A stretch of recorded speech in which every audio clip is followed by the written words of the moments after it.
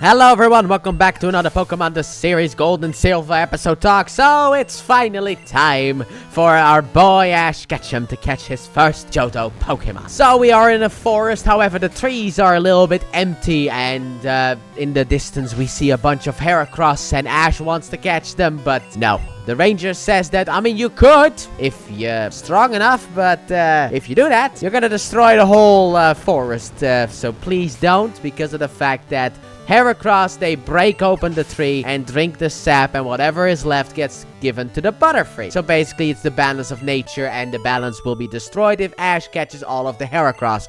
I would have still been like, can I just have one, though? Just give me one. Heracross is awesome.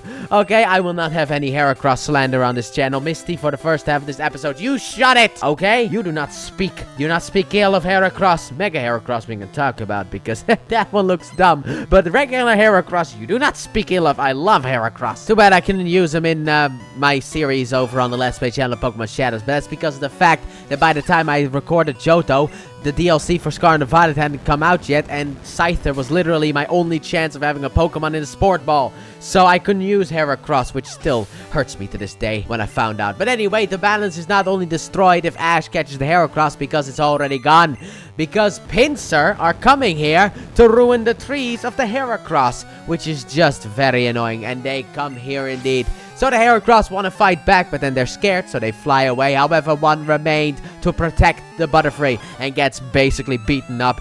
The Pinsir are basically like, get him! But then Ash sends in Bulbasaur, and together with Pikachu, they take care of the Pinsir and help Heracross. So then Heracross starts to suck off Bulbasaur. Yeah, we get that gag, and so it begins, boys. The greatness begins. However, one little problem is, even though we scared away the Pinsir now, they will be coming back like clockwork. And then we get the backstory. And basically, I don't know, maybe like a week ago, Pinsir and Heracross used to have their own forests. There was a canyon that's kind of separating the two. However, for some reason, the Pinsir are now coming here to the Heracross side in order to ruin everything. And I'm the kind of person who then immediately asks, you're the ranger here, right? Why didn't you just investigate? You haven't investigated at all? What is wrong with you? But don't worry, the gang is here now, so we are going to investigate. So we must go. Also, Misty doesn't want to help, but you get outvoted. We're gonna help. So then as we make our way through the forest, it's a little bit thick, so Bulbasaur with Razor Leaf makes sure to get rid of all of the thickness in order for us to be able to go through. Also, Heracross is following us, and basically Misty thinks, or someone, I think it was actually Misty, thinks that it's because of Bulbasaur, so Bulbasaur scares him away, sadly enough. So then we get to the canyon, but the bridge is gone. I don't actually know if it's a canyon, but that's just the word that I'm gonna use. But anyway, the bridge is gone, and the ranger's like, that was because of human hands. Don't worry, the Pinsir have their own way to cross. And then Heracross pushes down a tree for us. What a nice guy. Gotta love Heracross. In order for us to get through. However, one little problem, Misty doesn't want to cross the tree because it's dangerous, but Togepi doesn't care, so Misty has to go. So then we make it to the Pinsir area, and we see a gigantic Pinsir who is made out of metal, and then Team Rocket reveal themselves, and basically they want a tree sap because it's delicious, and they want to sell it. And the Mecha Pinsir is the reason that the regular Pinsirs are all in Heracross territory. Speaking of which, about Pinsir, while Heracross looks awesome right now and got destroyed by the Mega, Pinsir in a way is kind of the opposite, but not entirely. And what I mean by that is that Pinsir doesn't look bad now, it just looks way better with the Mega. So now we have to fight Team Rocket, so Team Rocket send out Licky Tongue and Victory Bell, who both want to eat, and then James gets upset and he gets eaten by Victory Bell. So then afterwards, we gotta send in the Mega Pinsir instead, because the other two are useless. However, Bulbasaur's Razor Leaf, sadly enough, is no use, but then a Vine Whip makes the Pinsir robot spin.